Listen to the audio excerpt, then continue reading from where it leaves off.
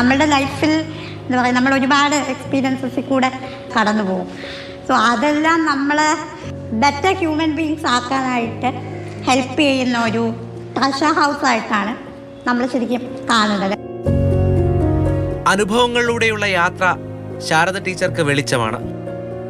യാത്ര ഇന്ന് തിരുവനന്തപുരം യൂണിവേഴ്സിറ്റി കോളേജിലെത്തി നിൽപ്പുണ്ട്. അധ്യാപികയെ പറ്റി കേട്ടപ്പോൾ മനസ്സിൽ ആദ്യമെത്തിയ വരികൾ കുറിച്ചു. പ്രതിസന്ധികളെ സാധ്യതകളാക്കിയ അധ്യാപികയെന്ന്. Good morning, students. Please sit down. So, students, today we have some guests with us.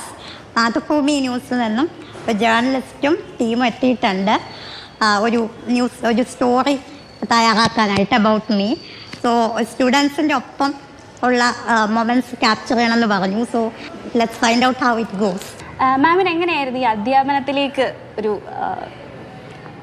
ഇത് കിട്ടിയത്, അല്ലെങ്കിൽ ഒരു അധ്യാപിക ആകണം എന്ന് തോന്നിയത് എങ്ങനെയായിരുന്നു? ആ മൊമെന്റ്സ് ഒന്ന് പറയാമോ? ഒരു ഹൈസ്കൂൾ കാലഘട്ടത്തിൽ ആണ് തോന്നുന്നു എനിക്ക് ടീച്ചിങ്ങിനോടൊരു പാഷൻ വന്നു തുടങ്ങിയത്. കാരണം എനിക്ക് എന്നെ പ്രസൻറ്റ് ചെയ്യുക, ഇങ്ങനെ സംസാരിക്കുക, അതൊക്കെ എനിക്ക് വളരെ ഇഷ്ടമുള്ളൊരു കാര്യമായിരുന്നു. പിന്നെ അത് പതുക്കെ ഡെവലപ്പ് ചെയ്ത് ഇത് മതി എനിക്ക് പ്രൊഫഷനായിട്ട് എന്നുള്ളൊരു ഇതിലേക്ക് എത്തുകയായിരുന്നു. പല ബാക്ക്ഗ്രൗണ്ട്സിൽ നിന്ന് വരുന്ന കുട്ടികളായിട്ടാണ് നമ്മൾ ഇൻട്രാക്ട് ചെയ്യുന്നത്.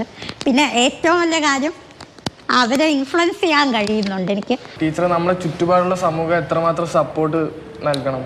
ഡിസബിലിറ്റികളുള്ള വ്യക്തികളും ഈ സമൂഹത്തിൻ്റെ ഒരു ഭാഗമാണ് എന്നുള്ളൊരു തിരിച്ചറിവാണ് ആദ്യം വേണ്ടത്. മാറ്റത്തിന് തുടക്കമിടാൻ എനിക്ക് സാധിച്ചു എന്നതിൽ വളരെയധികം സന്തോഷമുണ്ട്. വലിയ പടികളൊക്കെ ഉണ്ടായിരുന്നിടത്തെല്ലാം ആ പടിയെല്ലാം ഇടിച്ചു മാറ്റിയിട്ടാണ് അവിടെ റാമ്പ് കെട്ടിയത്. കാരണം അതിന് മുമ്പും വേറെ ഡിസേബിൾ സ്റ്റുഡൻസ് അവിടെ പഠിച്ചിട്ടുണ്ട്.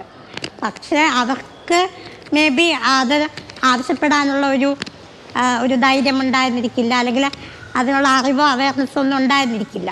ഒടുവിൽ കഥയുടെ ഉള്ളറിയുമ്പോൾ ധാരണകൾ പലതും വീണുടയും. Belong to the youth generation. നിങ്ങളാണ് ഇനി നാളത്തെ ഒരുപാട് ചേഞ്ചസ് വരുത്തേണ്ട ഗ്രൂപ്പ് ഓഫ് പീപ്പിൾ. കുറേ കൂടെ എംപത്തറ്റിക്കായിട്ട് ഇങ്ങനെ ഓവർ ഗ്ലോറിഫിക്കേഷൻ ഇല്ലാതെ ഉള്ള ഒരു ആറ്റിറ്റ്യൂഡ് ഇവിടെ വരും എന്ന് തന്നെയാണ് എൻ്റെ പ്രതീക്ഷ.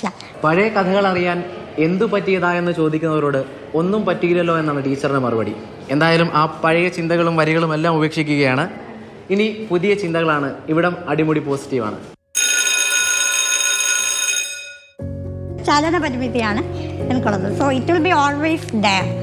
അപ്പോൾ അതിനെ മറികടക്കുക എന്ന് പറയുന്ന ഒരു കാര്യമില്ല. പക്ഷേ ഇൻസ്റ്റഡ് അവിടെ എന്താണ് സംഭവിക്കുന്നത്? So it's like managing our difficulties. എനിക്ക് ചെയ്യാൻ പറ്റുന്ന ഒരുപാട് കാര്യങ്ങളുണ്ട്. So I am trying to explore dum.